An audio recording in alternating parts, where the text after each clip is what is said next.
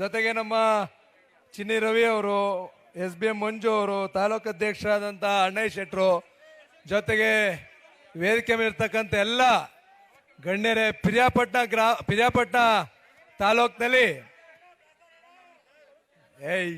ಸುಮ್ಮನೆ ರೀ, ಆಯ್ತು ವಿದ್ಯಾಶಂಕರ ಮಾತಾಡ್ತಾ ಇದ್ದೀನಿ. ಪಿರಿಯಾಪಟ್ಟಣದಲ್ಲಿ ಇರ್ತಕ್ಕಂಥ ಚಿಂದಂತ ಗಟ್ಟಿ ಕಾರ್ಯಕರ್ತರು ಬಹುಶಃ ಬೇರೆ ಎಲ್ಲೂ ಇಲ್ಲ. ನಮ್ಮ JDS ಪಕ್ಷದಲ್ಲಿ ಮಾದೇವಣ್ಣ 3 ಬಾರಿ ಸೋತಿದ್ರು ಸಹ ಕಡಿಮೆ ಹಂತದಲ್ಲೇ ಸೋತಿದ್ದು. ಒಂದ್ಸತಿ 400 ಓಟು, ಒಂದ್ಸಲಿ 1000 ಚಿಲ್ಲರೆ ಓಟು, 2 ಸಲ ಸೋತರು, 3ನೇ ಬಾರಿ ಗೆದ್ರು. ಅಷ್ಟಾದ್ರೂ ಸಹ ಎಲ್ಲೂ ಬಿಟ್ಕೊಳ್ಳಿಲ್ಲ. 2018ರಲ್ಲಿ ಗೆಲ್ಸ್ಕೊಟ್ರಿ.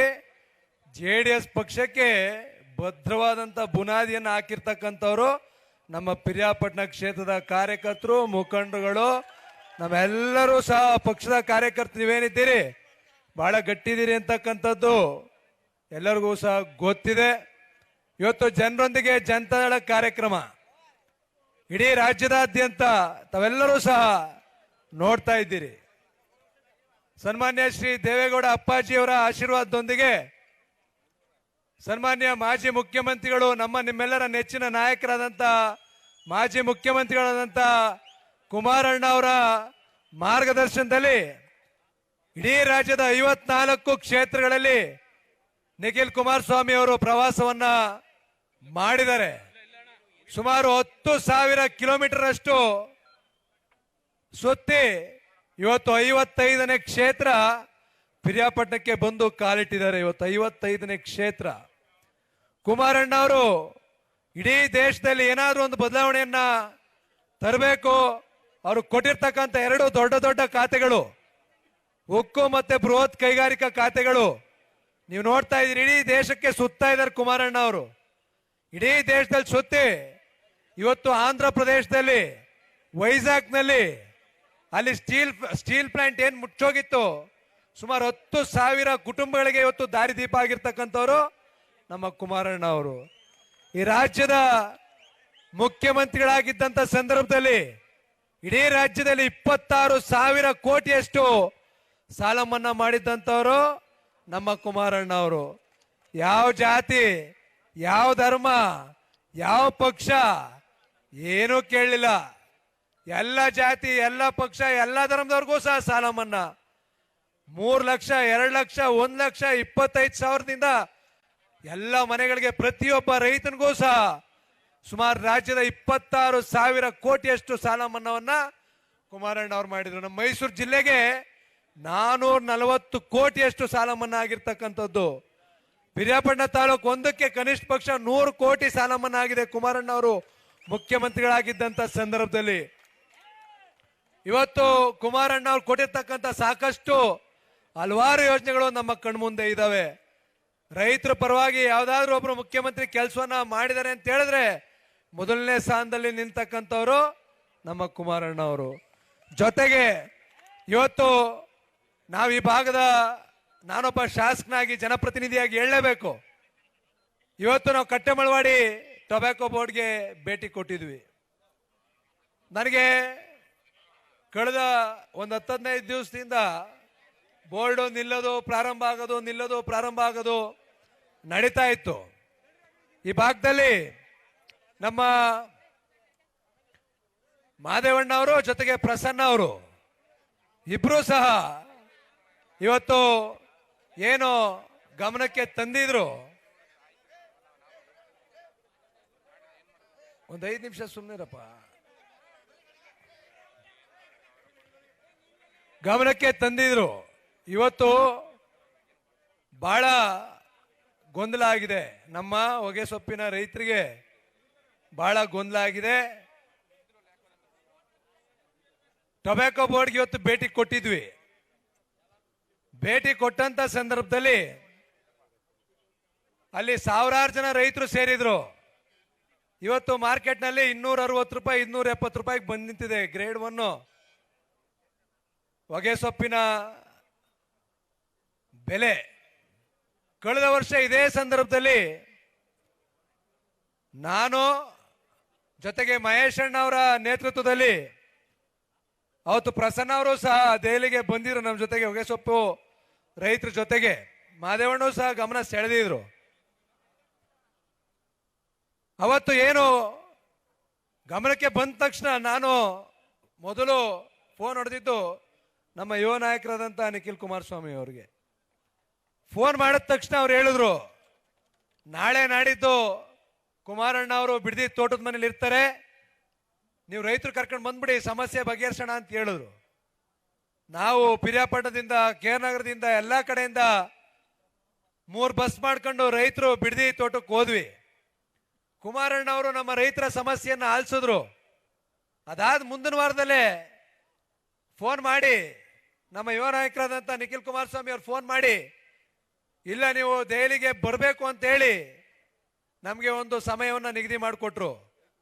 ನಾವು ಇಮಿಡಿಯೇಟ್ ನಮ್ಮ ಎಲ್ಲ ಮುಖಂಡಗಳ, ರೈತರ ಮುಖಂಡಗಳನ್ನ ಕರ್ಕೊಂಡು ಎಲ್ಲ ತಾಲೂಕಿಂದ, ಕೋಟೆಯಿಂದ ಅಲ್ಲಿ ಕೃಷ್ಣ ನಾಯಕರು, ಪಿರಿಯಾಪಟ್ಟಣದಿಂದ ಅವತ್ತು ಪ್ರಸನ್ನ ಅವರು, ಮಾದೇವಣ್ಣ ಅವರು, KR ನಗರದಲ್ಲಿ ಮಹೇಶ್ ಅಣ್ಣ ಅವರ ನೇತೃತ್ವದಲ್ಲಿ, ಹುಣಸೂರಿನಲ್ಲಿ ನಾನು, ಎಲ್ಲರೂ ಸೇರಿ ದೆಹಲಿಗೆ ನಮ್ಮ ರೈತರ ನಿಯೋಗವನ್ನು ಕರ್ಕೊಂಡು ಹೋದ್ವಿ.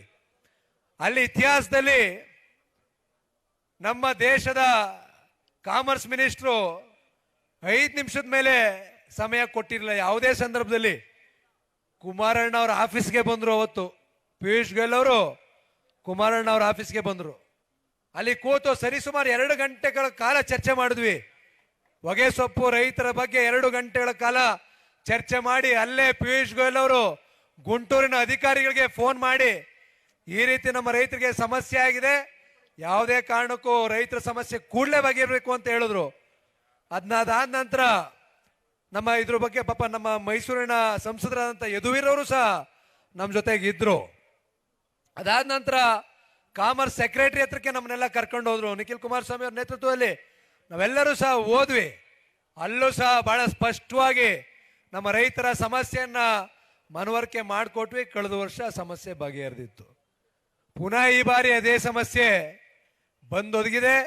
ಈಗ ನಾವು ಮಾದೇವಣ್ಣ ಅವರು, ಮಹೇಶ್ ಅಣ್ಣ ಅವರು ಎಲ್ಲರೂ ಸಹ ನಿಖಿಲ್ ಕುಮಾರಸ್ವಾಮಿ ಅವರ ನೇತೃತ್ವದಲ್ಲಿ ಹೋಗಿ ಬಂದಿದ್ದೀವಿ.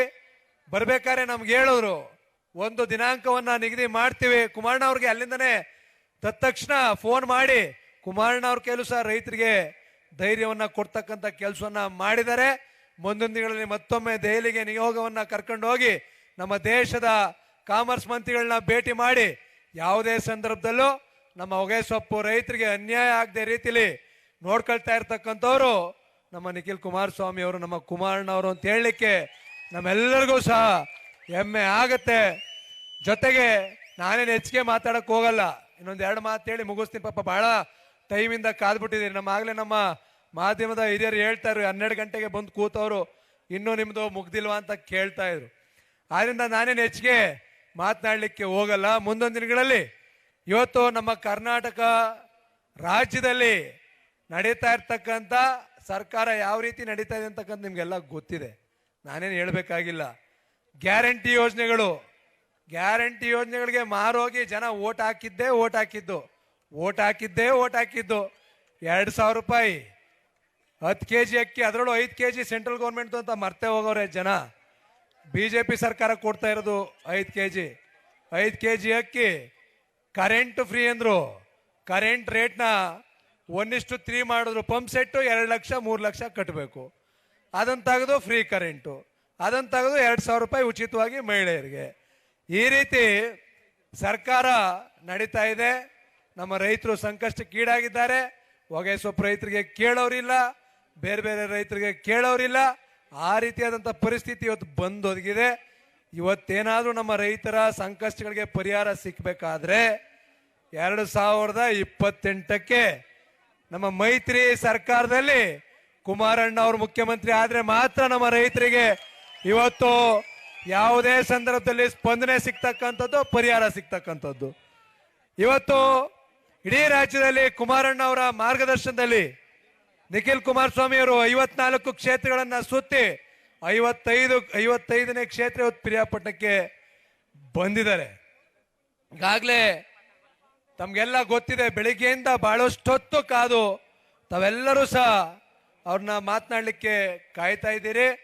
ಮುಂದಿನ ನಮ್ಮ ಭವಿಷ್ಯದಲ್ಲಿ ಕುಮಾರಣ್ಣ ಅವರು 2028ಕ್ಕೆ ಮುಖ್ಯಮಂತ್ರಿ ಆಗಬೇಕು ಈ ಮೈತ್ರಿ ಸರ್ಕಾರದಲ್ಲಿ ಅಂತಕ್ಕಂಥದ್ದು ನಮ್ಮ ಭಾವನೆ, ನಮ್ಮ ಜನರ ಭಾವನೆ, ಇದು ನಮ್ಮ ಪಕ್ಷದ ಭಾವನೆ, ನಮ್ಮ ಕಾರ್ಯಕರ್ತರ ಭಾವನೆ. ಒಬ್ಬ ಶಾಸಕನಾಗಿ ನನ್ನ ಭಾವನೆನೂ ಸಹ ಕುಮಾರಣ್ಣ ಅವರು 2028ಕ್ಕೆ ಮುಖ್ಯಮಂತ್ರಿ ಆಗಬೇಕು ಅಂತಕ್ಕಂಥದ್ದು ನಮ್ಮ ಭಾವನೆ. ಬಹುಶಃ ಇವತ್ತು ರಾಜ್ಯದಲ್ಲಿ ನಮ್ಮ ಪಕ್ಷವನ್ನ 10,000 ಕಿಲೋಮೀಟರ್ ಸುತ್ತಿ ಬಳಸಿ ಇವತ್ತು ಬಹಳ ಕಷ್ಟಪಟ್ಟು ನಮ್ಮ ರಾಜ್ಯದಲ್ಲಿ ನಮ್ಮ ಪಕ್ಷವನ್ನ ಕಟ್ತಾ ಇರ್ತಕ್ಕಂಥವ್ರು ನಿಖಿಲ್ ಕುಮಾರಸ್ವಾಮಿ ಅವರು, ನಮ್ಮೆಲ್ಲರ ನಾಯಕರು, ಯುವ ನಾಯಕರು. ಮುಂದೊಂದು ದಿನ ನಮ್ಮ ರಾಜ್ಯದ ಚುಕ್ಕಾಣಿಯನ್ನ ಹಿಡಿತಾರೆ ಅಂತಕ್ಕಂಥ ವಿಶ್ವಾಸ ನಮ್ಮೆಲ್ಲರ ಮೇಲೂ ಸಹ ನಾವೆಲ್ಲರೂ ಆ ವಿಶ್ವಾಸವನ್ನ ಇಟ್ಕೊಂಡಿದ್ದೀವಿ.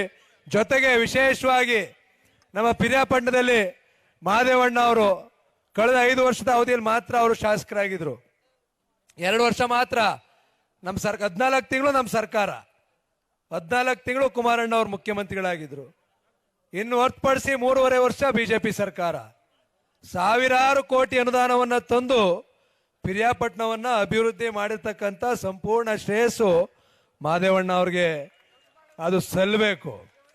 ಅದ್ರ ಜೊತೆಗೆ ಇವತ್ತು ನಾವು ನನ್ನ ಆತ್ಮೀಯ ಸ್ನೇಹಿತ ಇವತ್ತು ಆಗಾಗಲೇ ಹೇಳಿದ್ರು, ಕಳೆದ ಬಾರಿ 2015ರಲ್ಲಿ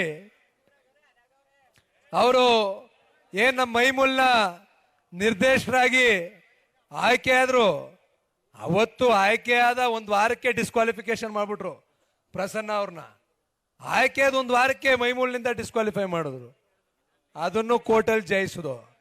ಅದಾದ್ಮೇಲೆ 2019ರಲ್ಲಿ ಮತ್ತೊಮ್ಮೆ ಚುನಾವಣೆ ಆಯಿತು. ಪ್ರಸನ್ನ ಅವ್ರು ಗೆದ್ರು, ಮೈಮೂಲ್ನ ಅಧ್ಯಕ್ಷರು ಸಹ ಆದ್ರು. ನಮ್ಮ ಇಡೀ ಜಿಲ್ಲೆಯಲ್ಲಿ, ನಮ್ಮ ಮೈಸೂರು ಜಿಲ್ಲೆಯಲ್ಲಿ ಅವರು 3 ವರ್ಷ ಅಂತ ಕಾಣಿಸುತ್ತೆ, 3 ವರ್ಷ ಮೈಮೂಲ್ನ ಅಧ್ಯಕ್ಷರಾಗಿದ್ರು. ನಾನು DCC ಬ್ಯಾಂಕ್ ಅಧ್ಯಕ್ಷ ಆಗಿದ್ದೆ, ಅವ್ರು ಮೈಮೂಲ್ ಅಧ್ಯಕ್ಷರಾಗಿದ್ರು, ನಾನು DCC ಬ್ಯಾಂಕ್ ಅಧ್ಯಕ್ಷ ಆಗಿದೆ. ನಾನು DCC ಬ್ಯಾಂಕ್ನಲ್ಲಿ ನಾನು ಹೆಚ್ಚು ಸಾಲ ಕೊಡಬೇಕು ಅಂತ ನನ್ನ ಪೈಪೋಟಿ, ಹೆಚ್ಚು ಡೈರಿ ಕಟ್ಟಬೇಕು ಅಂತಕ್ಕಂಥದ್ದು ನಮ್ಮ ಪ್ರಸನ್ನ ಅವ್ರ ಪೈಪೋಟಿ. ಇಬ್ರು ಸಹ ಸಹಕಾರಿಗಳಾಗಿ ಸಹಕಾರ ಕ್ಷೇತ್ರಕ್ಕೆ ಅತಿ ಹೆಚ್ಚು ಕೊಡುಗೆಯನ್ನ ನಾವು ಕೊಟ್ಟಿದ್ದೀವಿ. ಅತಿ ಹೆಚ್ಚು ರೈತರಿಗೆ ಸಾಲವನ್ನ ನಾವು ಕೊಟ್ಟಿದ್ದೀವಿ. ಅವ್ರು ಹೇಳಿದ್ರು ಭಾಷಣ ಮಾಡ್ಬೇಕಾರೆ 50,000 ಲೀಟ್ರ್ ಹಾಲಿದ್ದು 2 ಲಕ್ಷ ಲೀಟ್ರು. ನಮ್ಮ ಮೈಮೂಲಲ್ಲಿ ಇವತ್ತು 10 ಲಕ್ಷ ಲೀಟ್ರು ಹಾಲು ಬರ್ತಾ ಇದೆ ಒಂದು ದಿವಸಕ್ಕೆ. 10 ಲಕ್ಷ ಲೀಟ್ರು. ಸರ್ಕಾರ 5 ರೂಪಾಯಿ ಕೊಟ್ಟೇ ಇಲ್ಲ. 7-8 ತಿಂಗಳಾಯ್ತು ನಮ್ಮ ರೈತರಿಗೆ. ಇನ್ನು 7-8 ತಿಂಗಳಿಂದ 5 ರೂಪಾಯಿ ಕೊಡ್ಲಿಕ್ಕೆ ಸಾಧ್ಯ ಆಗ್ತಾ ಇಲ್ಲ. ಆ ಪರಿಸ್ಥಿತಿಲಿ ಇದೆ. ಬಹುಶಃ ಪಿರಿಯಾಪಟ್ಟಣದಲ್ಲಿ ನಮ್ಮ ಕಾರ್ಯಕರ್ತರು ಬಹಳ ಗಟ್ಟಿ ಇದ್ದೀರಿ, ಚಿನ್ನಂತ ಕಾರ್ಯಕರ್ತರಿದ್ದೀರಿ. ನಾವು ನಿಮ್ ಜೊತೆಗಿರ್ತೀವಿ. ನಾವು ನೀವೆಲ್ಲ ಸೇರಿ, ನಾನು ಸಹ ಒಬ್ಬ ಸಾಮಾನ್ಯ ಕಾರ್ಯಕರ್ತನಾಗಿ ಕೆಲಸವನ್ನ ಮಾಡಿ ನಮ್ಮ ಪಿರಿಯಾಪಟ್ಟಣ ಕ್ಷೇತ್ರದಲ್ಲಿ ಮತ್ತೊಮ್ಮೆ JDS ಶಾಸಕರನ್ನ ನೋಡ್ಬೇಕಾಗಿರ್ತಕ್ಕಂಥ ಜವಾಬ್ದಾರಿ ಎಲ್ಲರ ಮೇಲೂ ಸಹ ಇದೆ. ನಮ್ಮ ನಿಖಿಲ್ ಕುಮಾರಸ್ವಾಮಿ ಅವರ ಕೈಯನ್ನ ಬಲಪಡಿಸಬೇಕು. ಇವತ್ತು ಮಾನ್ಯ ಕುಮಾರಣ್ಣ ಅವ್ರನ್ನ ಮತ್ತೊಮ್ಮೆ ಮುಖ್ಯಮಂತ್ರಿ ಮಾಡಬೇಕು ಅಂತಕ್ಕಂಥ ಮನವಿಯನ್ನ ಈ ಸಂದರ್ಭದಲ್ಲಿ ಮಾಡ್ತಾ, ನಾವು ನಮ್ಮ ಮಹೇಶಣ್ಣ ಅವರ ನೇತೃತ್ವದಲ್ಲಿ ನಾನು, ಪ್ರಸನ್ನ ಅವರು, ಮಾದೇವಣ್ಣ ಅವರು, ಅಶ್ವಿನ್ ಅವರು, ವಿವೇಕಾನಂದ್ರ ಅವರು, ರವಿಯಣ್ಣ ಅವರು, ಮಂಜೇಗೌಡರು ಎಲ್ಲರೂ ಸೇರಿ ಕೆಲಸವನ್ನ ಮಾಡ್ತೀವಿ. ಪಕ್ಷದ ಪರವಾಗಿ ಎಲ್ಲ ರೀತಿಯ ಸಾಮಾನ್ಯ ಕಾರ್ಯಕರ್ತರಾಗಿ ನಿಮ್ ಜೊತೆಗೆ ಇರ್ತೀವಿ ಅಂತಕ್ಕಂಥ ಮಾತನ್ನ ಈ ಸಂದರ್ಭದಲ್ಲಿ ಹೇಳ್ತಾ ನನ್ನನ್ನ ಈ ವೇದಿಕೆ. ಹೆಚ್ಚಿನ ವಿಡಿಯೋಗಳಿಗೆ ಪ್ರತಿಧ್ವನಿ ಯೂಟ್ಯೂಬ್ ಚಾನೆಲ್ ಸಬ್ಸ್ಕ್ರೈಬ್ ಮಾಡಿ, ಬೆಲ್ ಐಕಾನ್ ಕ್ಲಿಕ್ ಮಾಡಿ.